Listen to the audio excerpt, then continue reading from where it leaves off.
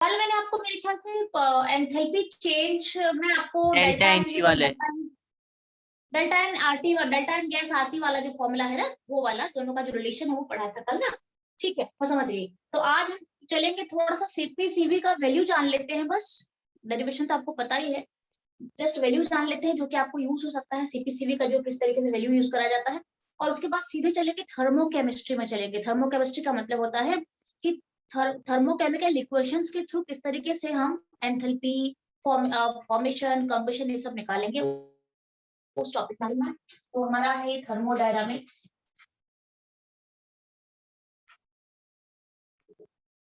ठीक है, तो जस्ट मैं थोड़ा सा इंक ले लेती हूँ मैं, जस्ट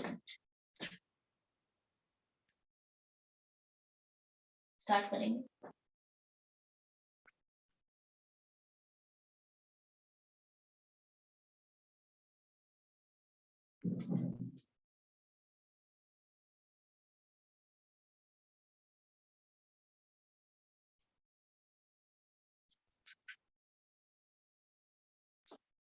जस्ट आपको जो मैंने कल पढ़ाया था वो हम लेके स्टार्ट करते हैं। कल मैंने आपको पढ़ाया था relationship between delta H and delta U, तो थोड़ा सा उसमें चलते हैं।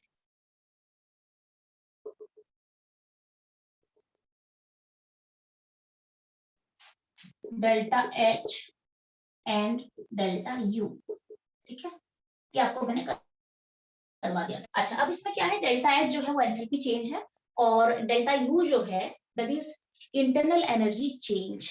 और इन दोनों के बीच क्या रिलेशन होता है, delta H is equal to delta U plus delta N gas R T. ये रिलेशन हम यूज करके न्यूमेरिकल सॉल्व करते हैं।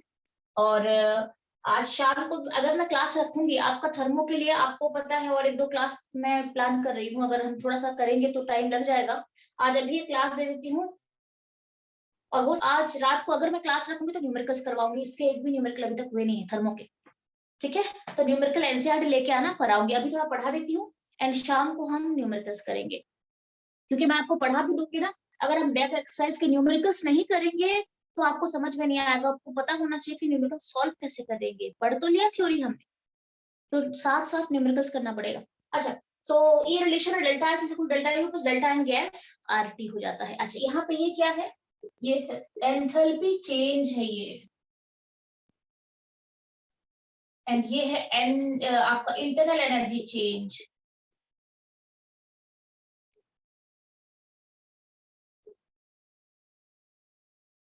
एंड ये जो है ये है एनपी माइनस एनआर। आपको मैंने कल बताया था, number of gases products minus number of gases reactants.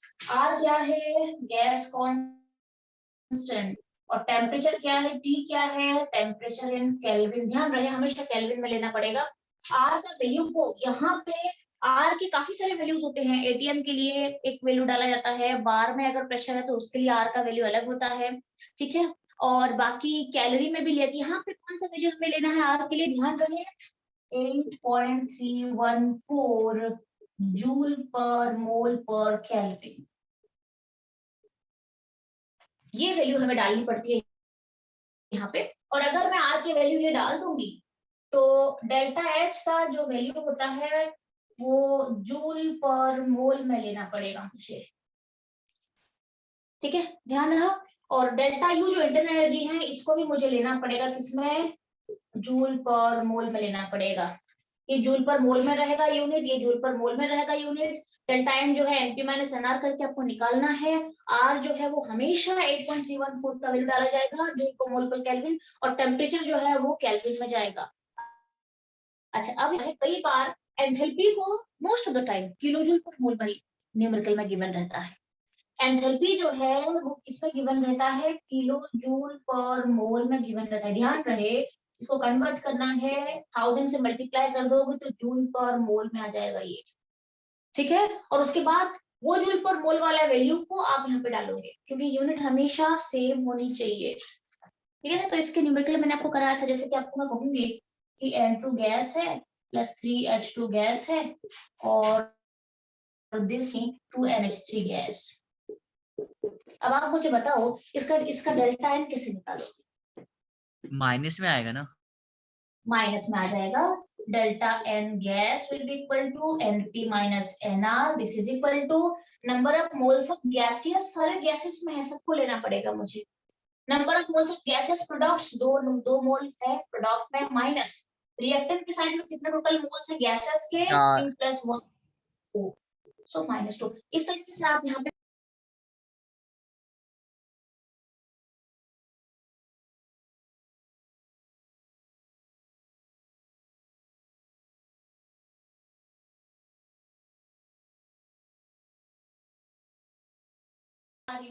MP bye NR. अब हम जब न्यूमेरिकल करेंगे तो प्रॉपर सॉल्व करेंगे।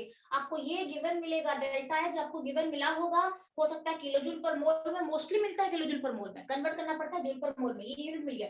डेल्टा यू यूजुअली जूल पर मोल में मिलता है, कई बार किलोजूल में मिलता है, से मल्टीप्लाई करके जूल पर मोल में कन्वर्ट कर देना है, और उसके बाद डेल्टा एन निकालना सिखा दिया है मैंने। आर को हमेशा 8.314 लेना है और ये केल्विन में जाएगा। और सारे यूनिट जब आप लिखोगे, unit is a very important concept, unit हमेशा सिमिलर होना चाहिए, यूनिट थोड़ा ध्यान देना है आपको यहाँ पे। अच्छा, so this is all about my delta H is equal to delta U plus delta N RT. Next go to CP-CV relationship पे चलते हैं, थोड़ा सा क्या है, कैसा है, कैसे बनता है देख लेते हैं।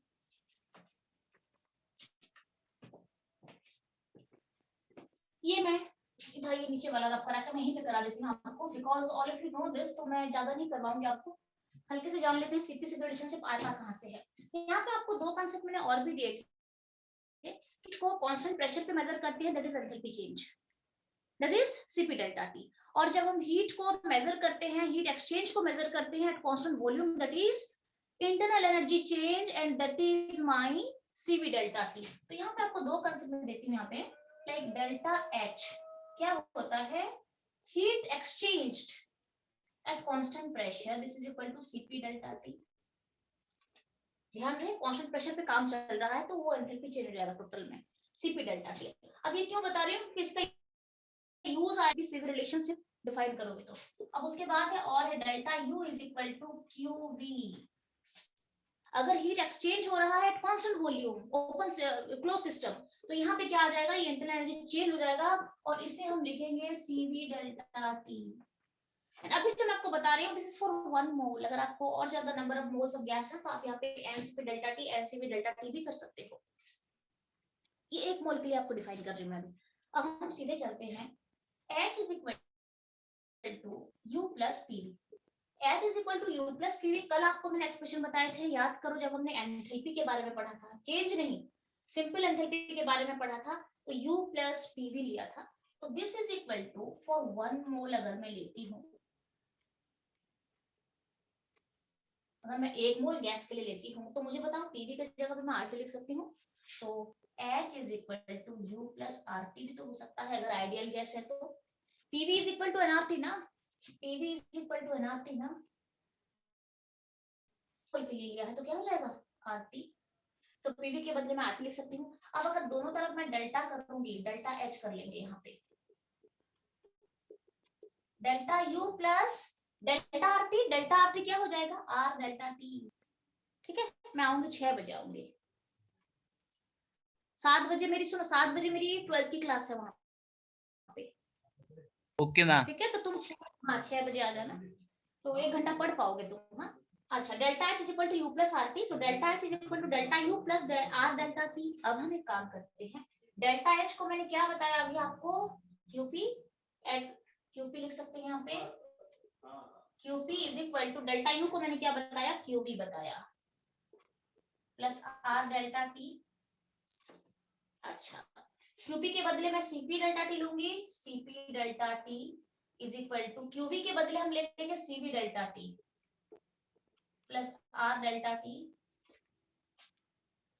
CP delta T is equal to CV delta T plus R delta T। Delta T पूरा कट हो जाएगा, तीनों मैंने काट दिए हैं, delta T delta T delta T similar है, ठीक है, दोनों तरफ है। तो मेरा क्या बचा, is equal to CV plus R, so that implies, अगर मैं यहां से लेती हूँ तो मेरा बन जाएगा CP minus CV is equal to R। Clear है कि नहीं, बोल दो मुझे, कंसेप्ट चला ठीक से। CP is equal to CV plus R, so CP minus CV is equal to R। Clear है, चलो आपको थोड़ा सा अगर दिक्कत भी हो रही है तो मैं यहाँ पे दोबारा लिखवा देती हूँ, Cp is equal to Cv plus R. Cp minus Cv is equal to R.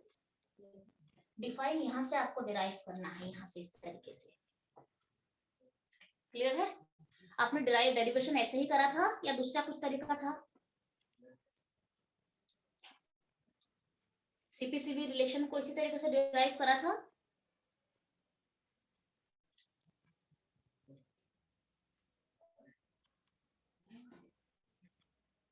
Yes, ये डेरिवेशन है, ये आपको बता देता हूँ, इस तरीके से आपको डिराइव करना है, यहाँ से स्टार्ट करना है आपको। स्टार्ट यहाँ से करना है, H is equal to U plus PV से स्टार्ट करना है, और for 1 mole of a gas क्या हो जाएगा, V के बदले RT लेके सीधा चले जाना है आगे, Cp minus Cv is equal to R आ जाएगा। This is the derivation for Cp minus Cv।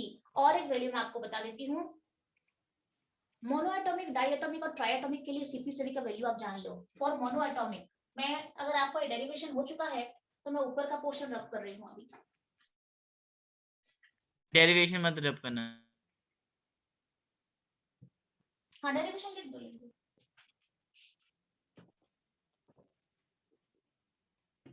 ये ऊपर तो डन हो चुका है ना, ये कैसे हम निकालते हैं इसको।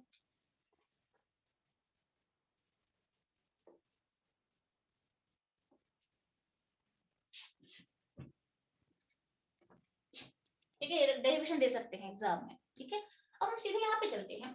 Cp minus Cv is equal to R आ गया। यहाँ पे एक गामा फैक्टर आता है जो कि रेशियो होता है Cp और Cv का। ठीक है, so gamma is equal to Cp by Cv, ध्यान रहे। The heat capacity at constant pressure to the heat capacity at constant volume is denoted by gamma. Gamma is equal to Cp by Cv। अब इसके जो different values आते हैं वो monoatomic, डायएटॉमिक और triatomic के लिए अलग अलग होते हैं। ये वैल्यू आप खुद डिराइव कर पाओगे। यहाँ पे आपको मैं कुछ बताऊंगी अभी यहाँ पे Cp-Cv के बारे में। Cp का वैल्यू क्या होता है उसको लेके आप खुद भी गामा का वैल्यू डिटरमिन कर सकते हो। तो Cp-Cv का वैल्यू क्या होता है, 1.67 होता है मोनोएटॉमिक के लिए। हीलियम, आर्गन, नियॉन ये सब आ जाएगा इसके अंदर। अच्छा, 1.4 होता है डाई एटॉमिक के लिए। यहाँ पे आपका हीलियम, आर्गन, नियॉन सारा आ जाएगा। ठीक है, अच्छा, और डाई एटॉमिक के लिए 1.4 होता है Cp-Cv का वैल्यू। ठीक है, इसके ऊपर मोल कंसेप्ट में भी न्यूमेरिकल दिया जाता है। ठीक है, डायटोमिक में क्या आ जाएगा आपका, H2 आ जाएगा, O2 आ जाएगा, N2 आ जाएगा, CO आ जाएगा, एटसेट्रा एटसेट्रा। एंड इसका वैल्यू होता है 1.3 होता है ट्राई एटॉमिक के लिए, जिसके अंदर आप CO2 ले लो, आप ओजोन ले लो, आप NO2 ले लो, आप H2S ले लो, वगैरह वगैरह जो भी आप यहाँ पे ले सकते हो। ठीक है, एटसेट्रा एटसेट्रा। तो गामा का वैल्यू एक तो Cp minus Cv is equal to R, ये रिलेशन है। Gamma is equal to Cp by Cv एक रिलेशन है। Gamma is equal to Cp by Cv constant pressure पे जो हीट है डिवाइडेड बाय कांस्टेंट वॉल्यूम का जो हीट है। ठीक है, उन दोनों का रेशियो जो होता है 1.67 होता है मोनोएटॉमिक के लिए, 1.4 होता है डायएटॉमिक के लिए, 1.3 होता है ट्राइएटॉमिक के लिए। अब थोड़ा सा हम एक वैल्यू लिख लेते हैं, आप भी उसे नोट डाउन कर लो। फॉर मोनोएटॉमिक,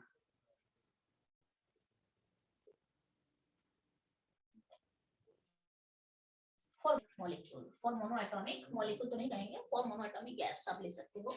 फॉर मोनोएटॉमिक हम क्या लेते हैं, Cv is equal to 3/2R, Cp is equal to 5/2R। Clear है? For monoatomic Cv is equal to 3/2R and Cp is equal to 5/2R। खुद निकालो, गामा 1.67 आ रहा है कि नहीं चेक कर लो, ऑटोमेटिकली 1.7 आएगा। 3/2R है, Cv 3/2R है, सॉल्व करो, विल गेट 1.67। फॉर डायएटॉमिक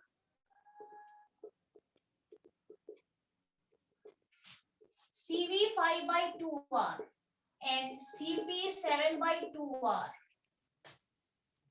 सॉल्व करके देखना, you will get 1.4। Gamma is equal to, जब आपको गामा का वैल्यू दिया है ना, तो गामा यहाँ पे आ जाएगा 1.67, यहाँ पे गामा आ जाएगा 1.4 आ जाएगा यहाँ पे। ठीक है, अब चलते हैं फॉर ट्राई।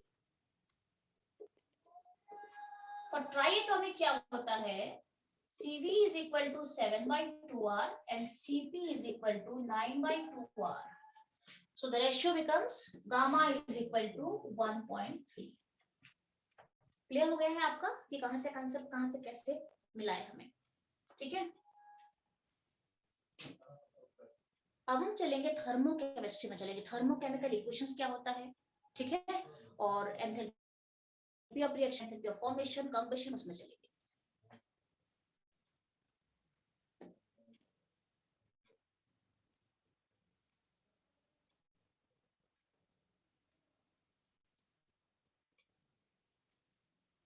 ये हो गया, देख लो।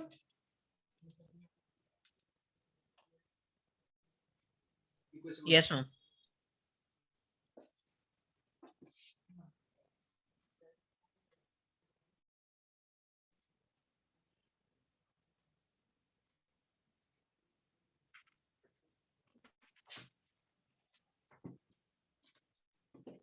ये मैं रब कर रही हूँ, पूरे आपको बता दिया गया है, सीपीसीबी का रिलेशन मैंने बता दिया है कि कैसे आता है और आया कहाँ से है। आप यहाँ से खुद डिवाइड करके भी सीपी बाई सीवी करोगे तो 1.67 आ जाएगा। यहाँ पे सीपी बाई सीवी करोगे will get 1.4, CP by CV करोगे विल गेट 1.3, ठीक है, ये प्रूफ है आपके लिए, ठीक है। आज सीधे चलते हैं, अब हम सीधे चलेंगे थर्मोकेमिस्ट्री में चलते हैं। थर्मोकेमिस्ट्री में रिएक्शंस वगैरह होता है।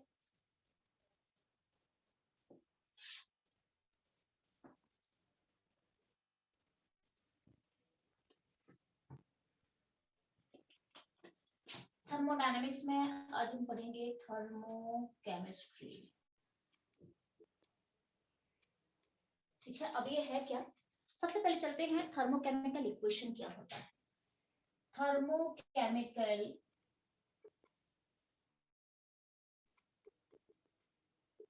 इक्वेशन क्या होता है, जब कोई भी बैलेंस्ड, हमेशा जब हम इसके बारे में पढ़ते हैं, इसके आगे जो भी चलेगा बैलेंस्ड होना चाहिए रिएक्शन। अगर बैलेंस नहीं होगा तो ये आप आगे कितने भी रिएक्शंस पढ़ लो, कुछ भी करो, अगर बैलेंस रिएक्शन नहीं तो आपका आंसर पूरा रॉन्ग हो जाएगा। आपको सबसे पहले रिएक्शन को बैलेंस करना है। तो थर्मोकेमिकल इक्वेशन क्या होता है, कोई भी बैलेंस्ड केमिकल रिएक्शन के साथ जब हम एंथैल्पी को भी एक्सप्रेस करते हैं, डेल्टा एच गिवन रहेगा इक्वेशन, और साथ में हर एक रिएक्टेंट और प्रोडक्ट का स्टैंडर्ड स्टेट्स रहेगा ब्रैकेट के अंदर। तो ये एंटायर अगर सब कुछ होगा एक ही इक्वेशन में तो आप जान लेना दैट इज थर्मोकेमिकल इक्वेशन। क्या क्या कहा मैंने, एक तो बैलेंस्ड फॉर्म रहेगा, दूसरा डेल्टा एच का वैल्यू भी आपको साथ में एक्सप्रेस है, उसका एक्सप्रेशन रहेगा, और साथ में रिएक्टेंट और प्रोडक्ट का ब्रैकेट के अंदर उनका उसका जो स्टैंडर्ड स्टेट्स है वो भी साथ में आपको मिलेगा। ये सारा कंबाइंड होगा, दैट इज इक्वेशन। तो क्या क्या होना चाहिए, balanced chemical equation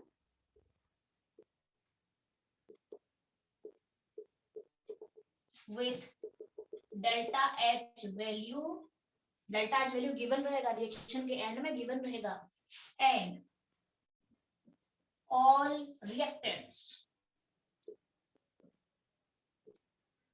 and products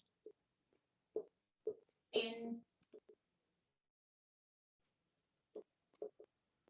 standard state।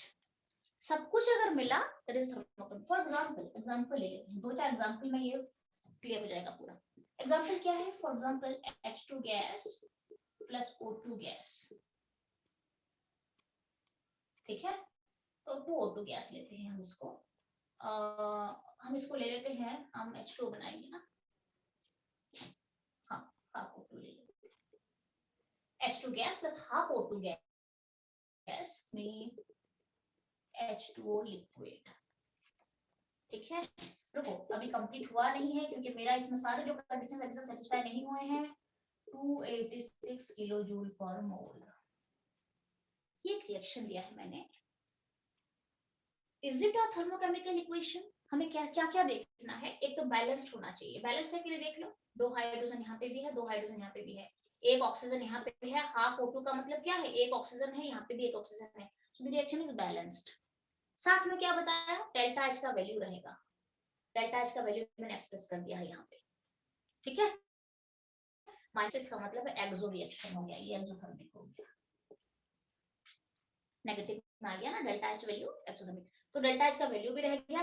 साथ में और क्या कहा मैंने, रिएक्टेंट और प्रोडक्ट्स जो है वो स्टैंडर्ड स्टेट्स में एक्सप्रेस्ड रहेंगे। इसका मतलब है ब्रैकेट में उसका जो स्टैंडर्ड स्टेट है वो गिवन रहेगा, hydrogen gaseous form, oxygen gaseous form, water liquid form. ये सब कुछ एक ही क्वेश्चन में अगर आपको मिल जाता है, that is a thermochemical equation. So take another example for that, N2 gas, H2 gas will give me 2NH3 gas। इसका अगर मैं लेती हूँ तो इसका delta H will come to be -92 kilo joule पर मोल। यहाँ पे थोड़ा वैल्यूज वगैरह लर्न करना पड़ता है, बट जरूरी नहीं है, क्योंकि जब आपको न्यूमेरिकल्स मिलेगा तो ब्रैकेट में नीचे सारे वैल्यूज गिवन रहेंगे, तो अननेसेसरी वैल्यूज लर्न मत करना। आपको बस कंसेप्ट पता होना चाहिए, वैल्यूज वहां से नीचे लेके आप डाल सकते हो। So N2 gas plus CH2 gas will give me 2NH3 gas। ये अमोनिया का हाइब्रिड प्रोसेस ना। सबसे पहली बात थर्मोकेमिकल देख लेते, थर्मोकेमिकल है कि नहीं, बैलेंस्ड है। यहाँ पे 2 नाइट्रोजन 2 नाइट्रोजन, 6 हाइड्रोजन 6 हाइड्रोजन, और साथ में डेल्टा एच का वैल्यू गिवन है, एक्सो रिएक्शन से ये, और साथ में स्टैंडर्ड स्टेट्स भी गिवन है, gases gases and gases bracket में। सो ये भी थर्मोकेमिकल है, ये भी थर्मोकेमिकल है। So one more example, please take N2 gas plus O2 gas will give me 2NO gas। जिसका डेल्टा एच हम लेते हैं, it comes to be 180 kilo joule पर मोल। क्लियर ना? ओके अच्छा, ये भी बैलेंस्ड है। बैलेंस्ड है कि नहीं कैसे चेक करोगे आप? यस बैलेंस्ड है। 2 नाइट्रोजन 2 नाइट्रोजन 2 ऑक्सीजन 2 ऑक्सीजन आ गया यहाँ पे, साथ में स्टेट्स भी गिवन है मेरा, साथ में एंथैल्पी भी गिवन है। So this is also thermochemical, but the difference is only that this is an endo reaction। Done है? So this is all about my thermochemical equation।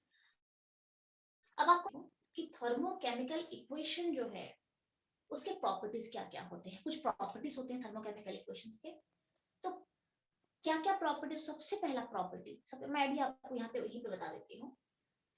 सबसे पहला प्रॉपर्टी होता है कि अगर एक थर्मोकेमिकल इक्वेशन या रिएक्शन अगर एक डायरेक्शन में एक्सो होता है तो उल्टा डायरेक्शन में एंडो हो जाता है। फॉर एग्जांपल हम इसी को लेते हैं, प्रॉपर्टी नंबर 1। मैं यहाँ पे बता देती हूँ बच्चे, we don't have enough time, तो मैं आपको प्रॉपर ये नहीं करवा रही हूँ। इस पे चलते हैं अच्छे से, थोड़ा सा यहाँ पे बता देती हूँ। चलेगा कि नहीं चलेगा? यहीं पे एक्सप्लेन करूँ तो चल जाएगा ना? इसी को लेके सॉल्व करेंगे हम। डन है? यहीं पे 1 by 1 प्रॉपर्टी हम लिखेंगे और रब करेंगे। प्रॉपर्टीज, किसके प्रॉपर्टीज? थर्मोकेमिकल, किसी भी थर्मोकेमिकल इक्वेशन के क्या क्या प्रॉपर्टी होते हैं। सबसे पहला प्रॉपर्टी होता है, अगर मैं किसी भी थर्मोकेमिकल रिएक्शन को रिवर्स करा तो उसकी एंथैल्पी भी नेगेटिव में हो जाता है। अगर इनवर्स हो जाता है, उसका जो वैल्यूज ऑफ एंथैल्पी होता है वो भी अगर पॉजिटिव एंथैल्पी है तो नेगेटिव में हो जाता है, और अगर नेगेटिव एंथैल्पी है तो वो पॉजिटिव में हो जाएगा। उसका भी साइन चेंज हो जाता है। किसका? एंथैल्पी का। कब होता है? जब मैं किसी भी थर्मोकेमिकल इक्वेशन को रिवर्स कर लेती हूँ। For example here you check H2 plus half O2 will give me H2। ये एक रिएक्शन है, ठीक है। अब इसको मैं लिखूं H2O liquid will give me H2 gas plus half O2 gas। अब आप मुझे बताओ इसका डेल्टा H क्या हो जाएगा? यस, एक इक्वेशन है जहां पे H2O लिक्विड मैंने दिया है, H2 gas plus half O2 gas will give me H2O liquid. Done है? ये सिंपल सिंगल फॉरवर्ड डायरेक्शन में जा रहा है तो डेल्टा 86 किलो जूल पर मोल हो गया, एक्सोथर्मिक रिएक्शन हो गया। हाँ बहुत अच्छा, 86 सही है Ayush. This is not 56, this is -286। ये 5 दिख रहा है क्या आपको? 286, ठीक है, -286, ठीक है। तो अगर फॉरवर्ड डायरेक्शन में डेल्टा H -286 हो गया तो मैंने बैकवर्ड डायरेक्शन ले लिया, इसको रिवर्स कर लिया रिएक्शन को, H2O give this plus this कर दिया मैंने, डेल्टा H क्या हो जाएगा? डेल्टा H हो जाएगा 286 किलो जूल पर मोल हो जाएगा। क्लियर है? ये -286 था, वो 286। इसका मतलब क्या है? रिएक्शन के रिवर्स होने के साथ साथ टाइप भी बदल जाता है, अगर एक्सोथर्मिक रिएक्शन है तो एंडो में कन्वर्ट हो जाता है। ये एक्सोथर्मिक था -286, वो एंडो हो गया +286। किसी के लिए भी, इसके लिए क्या हो जाएगा, अगर मैं इन्वर्स कर दूंगी, रिवर्स कर दूंगी रिएक्शन को, तो ये मैंने फॉरवर्ड रिएक्शन लिखा है -92, अगर मैं लिखूंगी 2NH3 gives N2 + 3H होगी तो क्या हो जाएगा, तो सिंपली 92 किलो जूल पर मोल हो जाएगा। एंथैल्पी का भी डायरेक्शन चेंज हो जाता है, एंथैल्पी भी अगर पॉजिटिव है तो नेगेटिव, नेगेटिव है तो पॉजिटिव हो जाएगा। इसके लिए भी वही कंसेप्ट लगेगा। This is my property number 1, this is the first property. किसी भी रिएक्शन को जब रिवर्स करा जाता है एंथैल्पी का साइन चेंज हो जाता है। ठीक है, अगर एक्सो है तो एंडो हो जाता है, एंडो है तो एक्सो हो जाएगा। चलते हैं प्रॉपर्टी नंबर 2 में चलते हैं। प्रॉपर्टी नंबर 2 क्या कहता है, किसी भी थर्मोकेमिकल इक्वेशन रिएक्टेंट और प्रोडक्ट को अगर आप कोई भी एक फैक्टर के साथ मल्टीप्लाई कर देते हो, कोई भी एक पर्टिकुलर को फैक्टर के साथ मल्टीप्लाई करते हो, तो एंथैल्पी भी उसी फैक्टर के साथ मल्टीप्लाई हो जाता है। फॉर एग्जांपल मैं आपको बताती हूँ, सेकंड प्रॉपर्टी में चलते हैं।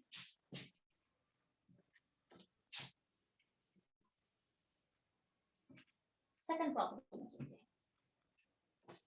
सेकंड प्रॉपर्टी क्या कहा मैंने, whenever if all the reactants are multiplied with a factor, then the enthalpy is also multiplied with that factor. For example, मान लो मैं यहाँ पे ले लेती हूँ, मैं सारे फैक्टर को 2 से मल्टीप्लाई कर देती हूँ, यहाँ पे ले लो, यहाँ पे ले लो, यहाँ पे ले लो, ये बेटर आपको थोड़ा लगेगा। रिएक्शन से सारे पढ़ना, आपको आगे भी सारे रिएक्शंस पढ़ने हैं। मान लो इसको मैं 2 से मल्टीप्लाई कर देती हूँ, क्या हो जाएगा, इसको मैं 2 से मल्टीप्लाई कर देती हूँ, इसको भी 2 से मल्टीप्लाई, इसको भी 2 से मल्टीप्लाई, इसको भी 2 से मल्टीप्लाई कर दो, क्या हो जाएगा रिएक्शन 2H2 प्लस ये हो जाएगा हाफ था, पहले मल्टीप्लाई करेंगे तो सिंपली O2 हो जाएगा, will give me क्या हो जाएगा 2H2, क्योंकि मैंने सबको 2 से मल्टीप्लाई कर दिया है। अब आप मुझे बताओ इसका एंथैल्पी क्या हो जाएगा, एंथैल्पी भी 2 से मल्टीप्लाई हो जाएगा, क्या हो जाएगा, delta H is equal to -71 kilo joule पर मोल आ जाएगा। आप मल्टीप्लाई करो -286 को, विल गेट -571.8 आ जाएगा, शायद ये देख लेना एक बार।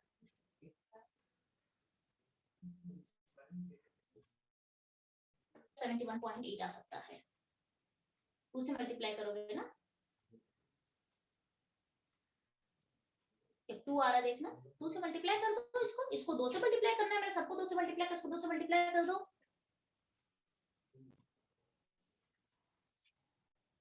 you'll get this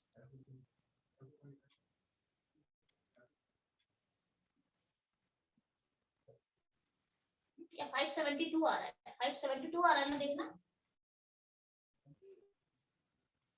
571.8 ले लो, इसका परफेक्ट वैल्यू तो यही होता है -571.8 किलो जूल पर मोल, और 6 आ सकता है। अब एक बात खुद यहाँ से इसको मल्टीप्लाई करो 2 से, -286 into 2 करो, व्हाट एवर यू गेट, आपको मिलेगा लगभग यही वैल्यू मिलेगा।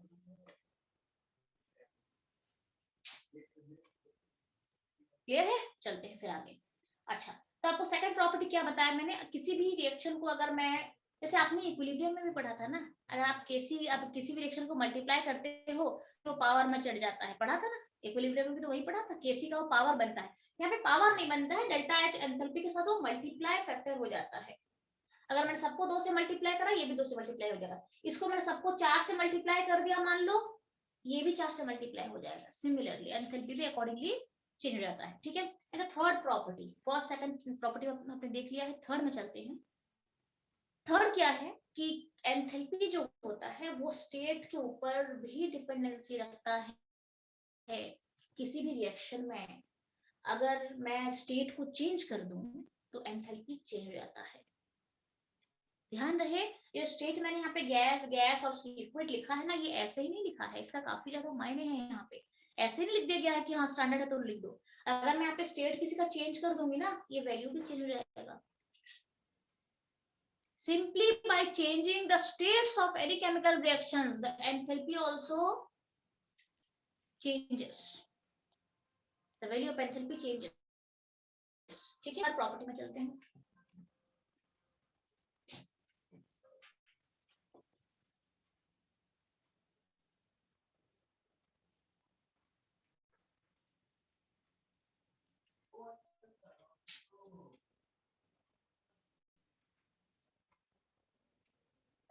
प्रॉपर्टी क्या है मुझे बताओ। थर्ड ये है कि क्या कहा मैंने अभी आपको, फर्स्ट प्रॉपर्टी बता दिया कि कोई भी रिएक्शन जब रिवर्स होता है तो एंथैल्पी भी ऑपोजिट साइन का हो जाता है, ठीक है।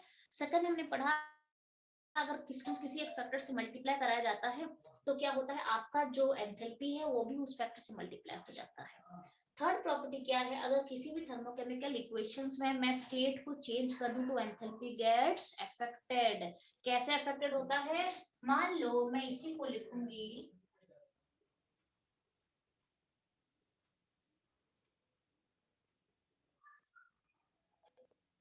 H2O gas plus half O2 gas will give me H2O liquid. Liquid के बदले अगर मैं इसको गैस करूं, डेल्टा H क्या हो जाएगा, डेल्टा H जो है वो आ जाएगा आपका, थोड़ा चेंज हो जाता है, अगर ये -286 तक हो जाता है -241.8 किलो जूल पर मोल। ये वाला H2 plus half O2 gives H2O, तो यहाँ पे था -286, यहाँ पे भी वही है, H2 गैस है, हाफ O2 गैस है, और H2O लिक्विड की जगह पे मैंने गैस रख दिया, खाली स्टेट को चेंज कर दिया, एंथैल्पी चेंज हो गया। देखा आपने?